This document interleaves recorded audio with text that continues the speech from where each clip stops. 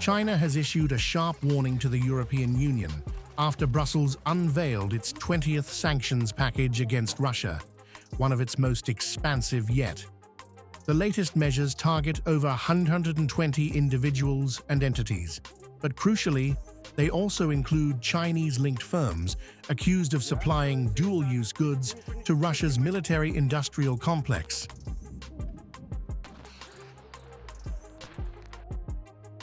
The move runs counter to the spirit of the consensus reached between Chinese and EU leaders and seriously undermines mutual trust and the overall stability of bilateral relations. All consequences will be borne by the EU side. The EU maintains that the sanctions are aimed at crippling Russia's war machine, particularly by cutting off access to critical high-tech components. Officials say Moscow's growing reliance on third countries, including China, has made such measures necessary. But Beijing sees this differently, calling the sanctions unjustified and a direct challenge to its economic interests.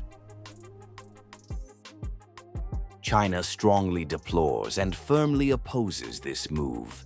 Unilateral sanctions that lack a basis in international law severely undermine China-EU economic and trade cooperation.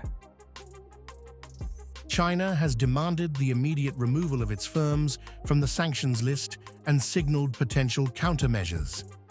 The standoff now threatens to deepen fractures in EU-China ties, adding a new geopolitical layer to the ongoing Russia-Ukraine war, where economic pressure is increasingly spilling beyond borders.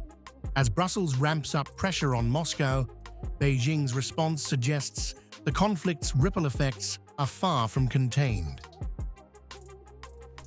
Now, that same strategy of calibrated pressure is expanding beyond Taiwan.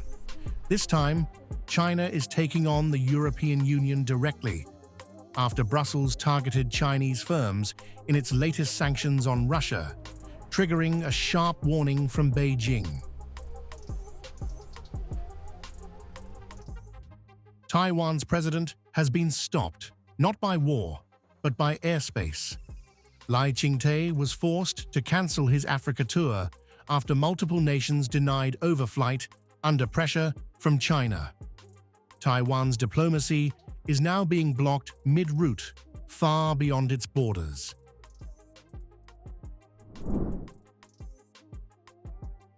Beijing is not denying the pressure, it is defending it.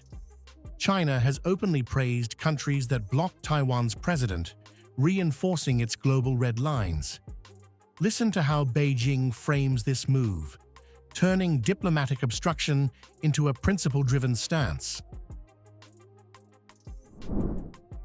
We commend relevant countries for upholding the One China principle and handling Taiwan-related issues prudently.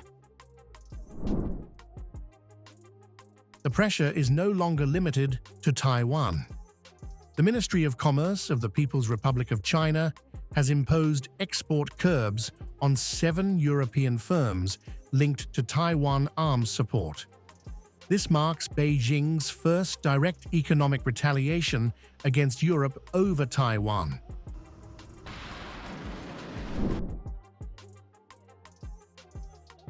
Now, concerns are emerging from within Taiwan itself. Officials warn that external pressure may not stop at diplomacy or trade, but could extend into exploiting internal systems. Here's the warning from Taiwan's top watchdog body.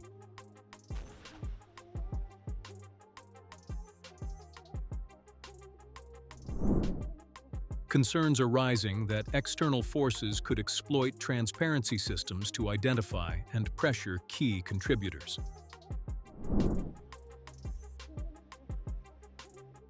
From blocking flights to targeting supply chains and probing vulnerabilities, the pattern is clear.